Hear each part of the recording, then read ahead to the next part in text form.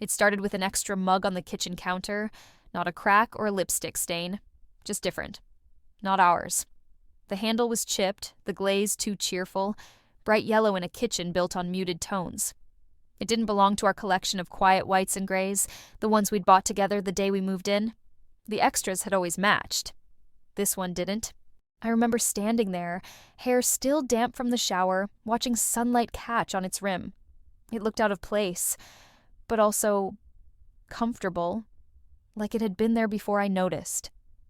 There's something unsettling about realizing the small details of your life can multiply without your permission. An extra mug, an unfamiliar laugh from the hallway, a toothbrush in a cup that used to hold just two. At the time, I told myself it was nothing, that objects don't betray people, they just keep their secrets in plain sight. But that's how it always starts, isn't it? Not with a confession, not with a fight, just one more piece of ceramic between us. My name's Marion, 34. I work in publishing. I fix other people's words for a living. I just never learned how to edit my own story. Elliot's 36, an architect, organized, deliberate, kind in that quiet, practiced way that makes you feel safe enough to stop paying attention. One evening, while rinsing plates, he said it like a favor that required no discussion. My old college friend Tara needs a place for a few nights, just until she finds something. I didn't hesitate. I liked being the understanding one, the reasonable partner, the host who never says no. Tara arrived the next afternoon. Bright smile, small suitcase, laughter that filled corners we'd kept empty for years. She was friendly, too friendly, the kind of person who remembers where you keep the tea after the first visit. At first, it felt harmless. A little disruption, a temporary guest. I told myself generosity is just trust wearing good manners. I didn't know that some people don't just visit. They migrate. He said she'd be gone by Friday. I just didn't ask which one. We weren't broken. We were just efficient. Our love ran on quiet coordination. Two professionals returning to the same house not to talk, but to rest. Evenings were muted. Dinner deliveries eaten side by side, laptops glowing in parallel, a shared couch, two separate worlds. We didn't argue. We negotiated. Elliot designed buildings that reached upward, ideas made solid. I edited manuscripts that had already fallen apart, chaos made orderly. He lived in gray areas. I needed clean lines. Together, we called that balance. I liked knowing things fit, that words, numbers, people could all stay where I left them. He once told me I overthink. I told him I just prefer accuracy. When Tara arrived, the rhythm didn't shatter. It shifted. She joined our quiet dinners, laughed at his dry jokes, started leaving her shoes by the door like she'd always belonged, and I told myself it was fine, because polite love makes you good at pretending not to notice what doesn't fit. When you believe in someone, I used to say, you don't ask for proof. I believed kindness could keep love stable. Turns out, it just keeps doors open for intruders. We met 5 years ago at a friend's gallery opening. He stood alone near a wall of half-finished sketches, hands in pockets, posture careful, like he was giving the art its space. I was the one who broke the silence. He said he admired my confidence. I said I admired his stillness. We were both tired of people who needed too much. Our love grew quietly. Coffee dates that turned into shared work mornings. No grand gestures, no messy declarations. Just two people who functioned well beside each other. It wasn't romance so much as rhythm. After 2 years, we moved in together. A minimalist apartment with clean lines and neutral colors. Everything was deliberate. Furniture chosen to last, mugs that matched, a bed that barely creaked. It felt safe, predictable, designed. Elliot once told me that architecture is about structure and space. I think he liked how easily I fit into both. Our families approved. Friends envied our calm. We didn't fight. We adjusted. We looked like the kind of couple you could build a future on. Once, while rearranging furniture, he smiled and said, "I love how adaptable you are." At the time, it sounded like a compliment. Now I know it was training. Our relationship wasn't dramatic. It was designed, which is why I didn't notice. When the foundation started to crack, Tara blended in effortlessly. Within a week, she'd learned the rhythm of the house, which drawer held the tea, how Elliot liked his pasta al dente, the exact way our sofa cushions leaned when he sat down. She was helpful, charming, endlessly considerate. She offered to cook, to clean, to lighten the load. And somehow she did. But not for me. Elliot relaxed around her in ways I hadn't seen in years. He laughed more, talked more. The kind of conversation that flows when someone hasn't memorized your pauses yet. When I came home late from work, I'd find her in my chair, legs tucked under a blanket, wine glass in hand, laughing at something he'd said. They didn't hide it. That's what made it worse. Affairs with witnesses always look innocent. At dinner, she told stories that made him nostalgic. He'd nod, smile, correct small details, inside jokes that didn't include me. I laughed when I was supposed to, polite, perfect, peripheral. Then one afternoon, I noticed a small pile of mail on the entry table, 2 envelopes and a package addressed to Tara Bennett, our address printed neatly underneath. I mentioned it casually over breakfast. "She's still getting mail here?" Elliot didn't look up. "She's still looking for a place," he said. "You know how bad the market is." I nodded, because that's what understanding people do. We nod instead of argue. We swallow the discomfort, label it kindness, and hope it digests quietly. But tension has a way of settling between people. Invisible, heavy, constant. It sits in the air, in the spaces between sentences. It makes you aware of every sound except the one you need to hear. It makes you aware of every sound except the one you need to hear.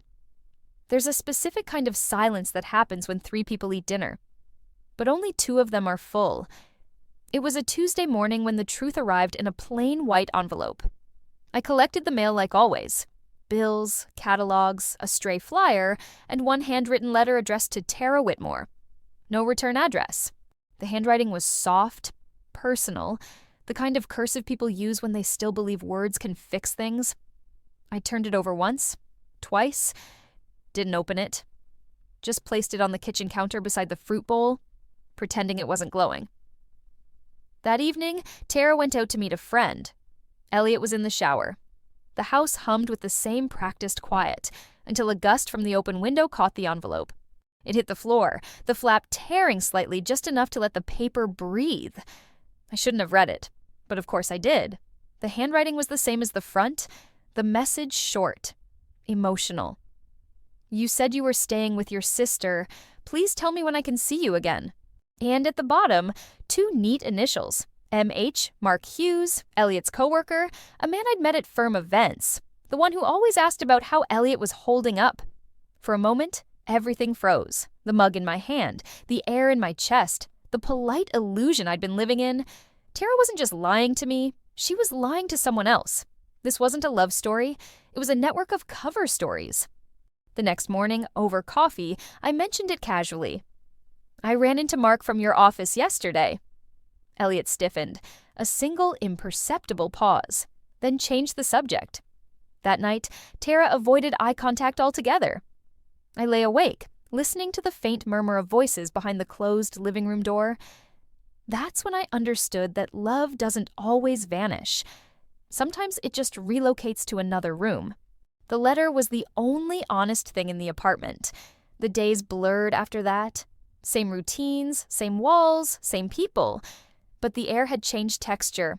Tara was still there, though her presence no longer felt accidental. We spoke in polite fragments now. "There's milk in the fridge. Your delivery came?" She started washing dishes before I got to them, folding throw blankets that weren't hers. It was domestic theater, everyone pretending not to notice the script had changed. Elliot kept saying she was figuring things out, and I kept pretending I believed him. I wasn't competing with her. I was competing with my own capacity for tolerance. At night, the silence pressed harder. He stayed up later. I heard laughter sometimes, muffled, careful, belonging to people who thought I'd already fallen asleep. One evening, after too many swallowed words, I finally spoke. "How long is she staying?" He didn't look up from his phone. "As long as she needs." I smiled, the kind of smile that comes right before collapse. "That's generous," I said, "since I didn't know we were running a shelter." He sighed, long and deliberate, as if exhaling could end the conversation. "Don't make this harder than it is." "Harder than what?" His phone screen went dark. "Then leaving." The words landed softly, too softly for what they meant. Neither of us had planned to say them out loud, but now they were there, between us, like furniture we couldn't move around. He slept on the couch that night. No fight, no shouting, just a quiet migration. The sound of cushions adjusting under his weight felt louder than any door slam could have been. In the morning, Tara started doing laundry. His shirts, her sweaters, the fabric of a life I no longer belonged to. I stood in the doorway, watching her hang them neatly on the drying rack, her hands moving with the ease of someone who's already memorized where everything goes. There's a strange dignity in silence, the kind that feels like handcuffs lined with velvet. I didn't pack my things, didn't demand explanations, didn't give him the satisfaction of guilt. You don't leave a house that's already evicted you emotionally. You just stop paying rent on the illusion of belonging. Weeks passed in a kind of domestic limbo. He stayed on the couch. I stayed in the bedroom. We orbited each other like two exhausted planets, pretending gravity was still mutual. Then, one afternoon, my phone rang, an unknown number. I almost ignored it, but something in me still liked structure, even in chaos. "Hello?" A woman's voice, soft, hesitant. "I'm looking for Tara Whitmore. This number was listed as her contact on a sublease form." For a moment, I just listened to the unfamiliar voice breathing on the other end. Then I said, "She doesn't live here anymore." The woman sighed, the kind of sigh that carries both frustration and pity. "She never moved in," she said, "paid a deposit, then disappeared." After we hung up, I stood there for a while, phone still warm in my hand, trying to fit that sentence into our story. Tara was gone. No note, no goodbye, not even an argument. Even Elliot didn't know where she went. He spent nights calling hotels, friends, the coworkers she'd lied to. His guilt was loud, but his grief was hollow. The irony of being abandoned by your own affair is a silence I wouldn't wish on anyone. He said he just wanted to talk to her. I told him he should try listening for once. A week later, another letter arrived, addressed to Tara Whitmore. Same handwriting, same sender. This time I didn't open it, didn't even hesitate. I just wrote one word across the envelope in neat accountant's handwriting. Return. Then I dropped it in the mailbox. Small revenge, quiet justice. Sometimes the only revenge left is forwarding someone else's consequences. Elliot barely spoke after that. We lived like polite strangers occupying a house that didn't remember how to echo. He kept to the couch. I kept to myself. We passed in doorways, traded nods instead of sentences, kindness instead of affection. I worked longer hours, editing stories about endings that actually resolved. Happy couples, clean redemptions, people brave enough to say goodbye properly. I envied their structure. Fiction at least knows when to stop pretending. Every so often, another piece of mail arrived for Tara. Unfamiliar envelopes, new postmarks. I didn't open them anymore. I just placed them in a drawer labeled miscellaneous. That's where unfinished things belong. He told me once, "My old college friend just needs a place for a few nights." But she never left. His cheating moved in quietly, and so did the lie. One night, long after midnight, he broke the silence. "Do you think she's okay?"